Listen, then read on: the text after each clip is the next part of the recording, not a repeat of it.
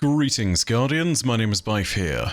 So, it's the last week of the story of the Season of the Wish. At least the last week before the inevitable pre-final shape thing that will probably come in 5 months. I'm going to go ahead and give you all my thoughts on what's happening and what's soon to come, but for the moment, be aware that there will be spoilers throughout this video, so if you haven't played the seasonal stuff this week, and you want to, turn off the video right now. For the rest of you, we'll start with a recap, and then we'll get some further thoughts and observations. So, the week starts with a note from Riven that the last of her clutch has fallen into the orbit of the Confluence. It appears that it is indeed time to collect the final egg, and when that is done, our compact with Riven will be complete, and she will grant her last wish. The time has come. Mara's Techeuns say that the last remaining egg will soon enter the heart of the Confluence. Once it is secured, then by the terms of our bargain, I will grant Savathun's wish. Doing so will require a great expenditure of my power. The Techeuns will not be able to maintain my conjuring afterward. Which is to say that the wish will be our farewell. Oh, guardian mine. What a strange life this has been. By Ahamkara standards, it was comfortable and luxurious. I spent my days with royalty and my nights with my beloved. I never wanted for sustenance, for I was presented with wishes to spare. And though it was all taken from me, in the end, my murderer set me free and ensured the future of the progeny my mate and I created. Now, I will sacrifice my own lingering existence to ensure your future in return. Perhaps I am more like Taranis than I would like to admit. He always claimed I was. The mission that follows this is supposedly one of Mara's private chambers, a place where a chamber of starlight has been connected into the Confluence, one that is now open to the Scorn. There's a note from Riven here which actually makes commentary on the nature of this chamber, and the idea that it is in fact kind of ironic that Taranis was able to hide an egg from the Queen of the Reef in one of her own private chambers. Either way, there is more trouble on the horizon because those Scorn represent an interesting problem. They're not aligned to the Witness, but they are aligned to someone else, and it leaves a very interesting question for everybody.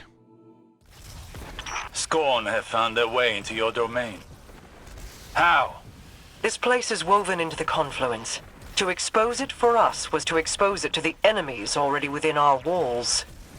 And the Scorn have long been within these walls. Then we will remove them. Most of these Scorn are mindless husks raised by the Witness. But others, they bear Fikrul's touch. Has he resurfaced? Crow believes he fled the shore and remains a fugitive. Petra reported activity from Fikrul's knights on Earth. They sought recruits, along with a dead Ahamkara's power. Knights? Strategy? Their culture deepens. Fikrul means to make a wish, then. For the Witness? I think not. Their motivations are both against us, but not aligned. Something else is at play.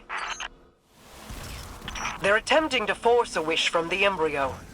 This must not come to pass. A whim, like a venomous hatchling, knows nothing of restraint. Fire team! Engage the enemy! Fikrul's mark being upon some of these Scorn proves that they are beyond the reach of the Witness. In this sense, it also confirms Fikrul was indeed trying to get access to the Wish Dragon's power. Wish magic created the Scorn, And whilst Fikrul is no ally to the Witness, it's clear that he doesn't want us to retrieve the egg either. The only problem is perhaps that Fikrul doesn't understand that we need this to prevent all of creation from being utterly subsumed by the final shape. There's another problem with Fikrul's plan though, which is that he has sent his Scorn to retrieve and make this wish of the Whim, the young wish dragon that has not yet hatched. And the problem with doing that is that the Scorn are mindless, and therefore by their very nature, it's unlikely that they can grant wishes, as doing so requires you to have your own desires and your own will. Mara makes note of this as we finally retrieve the last of the eggs, and her and Osiris have a few interesting notes of conversation. Could that have worked? Could the Scorn have brought a wish to fruition like that? No. At least, I do not believe it is possible, though I wasn't willing to see them try. This egg is not the first to find itself in your court. Did you intend to breed the Ahamkara again? I intended to maintain a suitable suite of options from which to choose. Nothing more. Those plans were made so long ago, Osiris, and the eggs corrupted beyond healing. Things are different now. Whether the Ahamkara live on is not mine to choose. To relinquish control is almost as frightening as trust or hope. Sometimes, that is all we have. And in that trust, our pact concludes. This little confession from Mara is hardly surprising.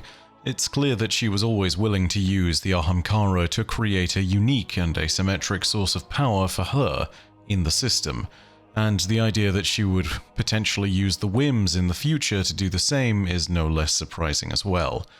We all saw the eggs that she secretly stowed in her court back in the Season of the Lost, and though they may have been taken, it is enough to simply prove her intent. But with all of that in mind, there are now more opportunities to bargain, and there are chances for the Wish Dragons to safely learn in the future, now that Riven's entire clutch has been saved. Upon returning to the helm, we get to hear some final words from Crow before the 15th and last wish is enacted. Riven's last clutch, plucked from the void and saved from extinction. Maybe that bodes well for the rest of us. Either way, we held up our end of the bargain. Now it's Riven's turn. Hey, I need to tell you something while I have the chance. That first moment when I woke up in the Dreaming City, I was so lost, confused. I didn't know where to go, who to trust. Everyone hated me for something I couldn't even remember. But you helped me find my footing, and when my memories came back and everything made less sense than ever, you were there to see me through. You gave me the chance to walk through the Dreaming City with my head held high and the courage to follow a new path. Thank you, Guardian, for everything. See you, Starside. And so it begins yet again, where we first began our mission to kill Riven, where we set out in the last wish. Here we go towards the wishing wall, and as we prepare to make the 15th wish, Riven has one last set of words to say. Has the time come for my final meal? Your ambitions fed me well before.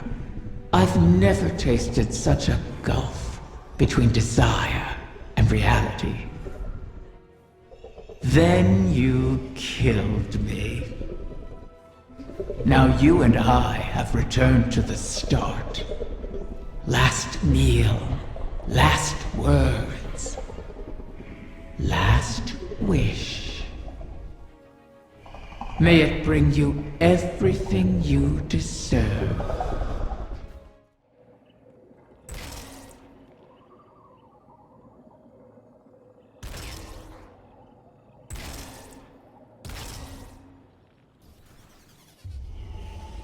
so the generation of Ahamkara turns over. One last death to feed new life. What will it feed within you? The time is now. Crow's fate lies before him, for better or worse.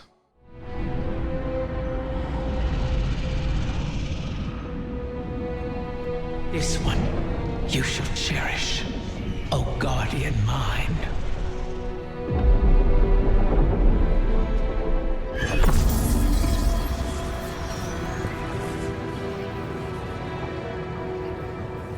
You're sure about this? I am. It has to be me. We'll find each other again. Always.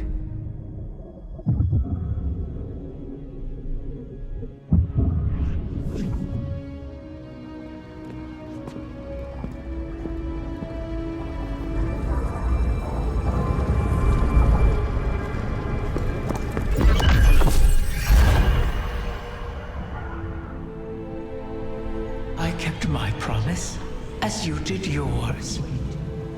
Isn't that a pleasant surprise? For that, at least, you have my thanks. And you have mine for always providing such a unique challenge. To impose your desires upon reality so artfully. You could teach my children a great deal. Until we meet again, Mara.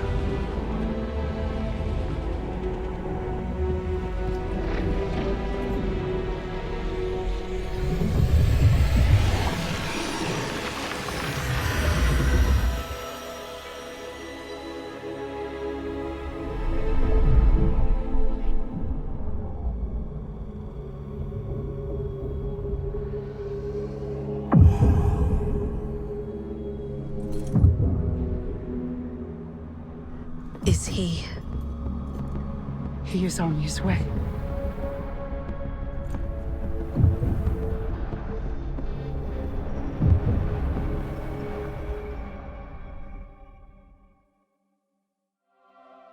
In the aftermath of this moment, Mara looks to us to lead. We must assemble a strike force to enter into the Traveler's Pale Heart and take the fight to the Witness once and for all. I won't lie, this is hardly a spectacular finale. Seemingly this is the definition of serviceable, but then again, the true ending of the season will come in the moments before the final shape, as we establish our own connection to Crow in the Pale Heart, and walk through the portal for ourselves. For ill or not, that's it. Until Osiris and Mara figure out the exact way to follow the Witness and Crow into the Pale Heart, we're stuck here. So, that's it for now. Until Osiris and Mara figure out the way for us to properly follow the Witness and Crow into the Pale Heart, we're stuck here. We know that the Veil is involved in this process, and we know that it'll apparently need something like 5 months to prepare. Huh, funny that. It's how long the season lasts. For now though, we still have a few story things to cover from this season, and there is the question of what I'll be doing in the time between. For those of you interested in Destiny lore, I'm not going anywhere. I'll be covering things that I missed from throughout the season, and I'll be working on some more general Destiny content. I want to pivot to some slightly long-form content as time progresses. Expect more videos going over the complete story of certain events, civilizations, and characters in greater depth. Something of a best moments of Destiny, a larger series of videos. And that'll be something which hopefully brings in 45-minute plus content. Stuff that I know a lot of you like to listen to, and it does well as far as long form is concerned. Evergreen content is always nice on the channel, and I know that you guys love it when I'm just there giving you the longer takes. There are some other things that I'll be doing as time progresses and we move towards the final shape, but I'll talk more about those things at a slightly later date for the most part. One thing I can say is that you should all look out for shorts from my channel at some point within the next week or so. Hopefully. Unless internet things continue to be bad. I'm not gonna lie, there is a chance that this is completely scuppered. I'm not sure. I'm going to do my best within the next few weeks, if I can get that off the ground, to start telling the stories of the world of Destiny in quick little snippets. Whilst there was the potential to cut the stories out of my videos directly, I wanted to do something that was a little bit more curated for you all, and I've been working recently on getting them into the weekly workflow. There's no specific order to them at current, it's just something more curated, but it's about whatever caught my attention and I thought was interesting in Destiny at the time. Sometimes that means that it will be relevant to what's going on in the season or the story. Other times it's just going to be something cool from around Destiny's world that you might not have seen. Something that you might know about, something you really might not. For now though, thank you so much for watching and expect more content on Wednesday, Friday and Sunday this week. And, of course, as per usual, feed the algorithm. Thank you very much if you do, because it helps keep the channel afloat. Do so by liking, commenting, and subscribing, all that good jazz, you know the routine. But do know that even if you don't do any of these things, your viewership, as always, is quite enough for me. And that in the meantime, my name is Bife. Per audacia ad astra. I'll see you, Starside.